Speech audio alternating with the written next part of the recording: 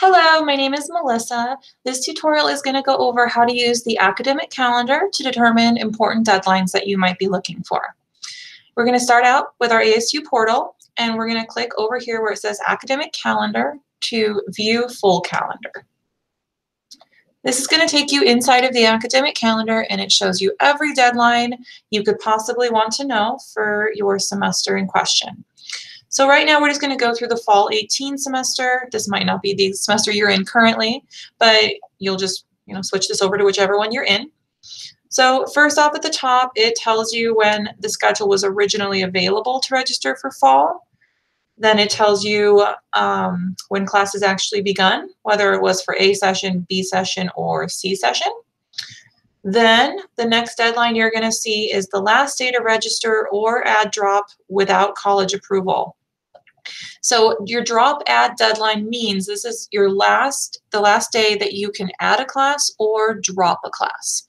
The distinction between dropping and withdrawing is a drop will remove it as if it never existed, whereas a withdrawal will give you a W grade on your transcript. So you'll still be able to see the class on your transcripts if you withdraw, but if you drop before this deadline, it will not be on your transcripts whatsoever.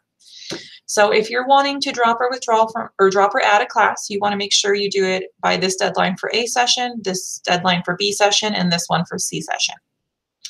Now, if you miss this drop add deadline, but you still withdraw before this deadline here, the one that says tuition and fees 100% refund deadline, that means that you will get a W on your transcripts like a normal withdrawal, but you will get 100% refund with your tuition.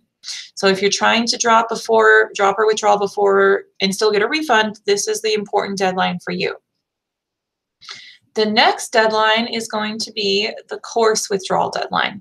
This means that this is your last opportunity to drop a class, a single class by itself. Now, if you're only taking one class at a time as an online student, then dropping a single class would be the same as dropping your entire session. However, if you have multiple classes going on simultaneously and you want to drop one of them but not all of them, then this is your deadline to do so. So for example, if I'm enrolled in 2 classes and one of them is going well, but the other one is not, so I want to drop the one that I'm not doing well in, and I'm in A session, I would have to do that by September 5th. And if I'm in B session, I would have to do that by October 30th. Finally, the last withdrawal deadline is the complete session withdrawal deadline. This means that you have to withdraw from all of the classes you're currently enrolled in by this deadline, otherwise you cannot withdraw at all. So again, if you're only in one class, then you could use the course withdrawal deadline or the complete session withdrawal deadline, and it would have the same effect. If you are in multiple classes, then withdrawing between September 5th and October 5th for A session would result in you withdrawing from your entire schedule. After October 5th for A session or November 30th for B session, I cannot withdraw from anything anymore, although that's very, very near to the end of the semester, so you probably wouldn't want to withdraw after that anyhow. But notice that classes end on the same day as the complete session withdrawal deadline, and then your final exams are shortly after the last day of classes. Also, if you're graduating, your final grades are due on these deadlines, and then your degree conferral would be on this date if this was your final semester.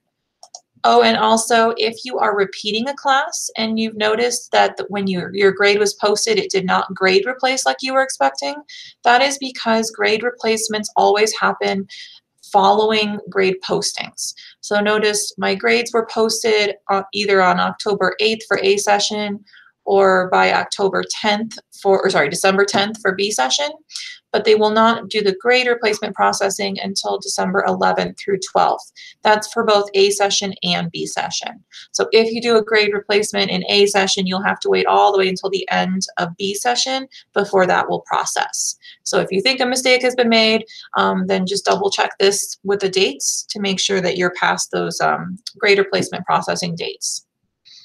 All right, the same thing will repeat for the following semester. For this example, it's spring 19. And that should be all of your questions. Let us know if you have anything else that we can help with. Thanks.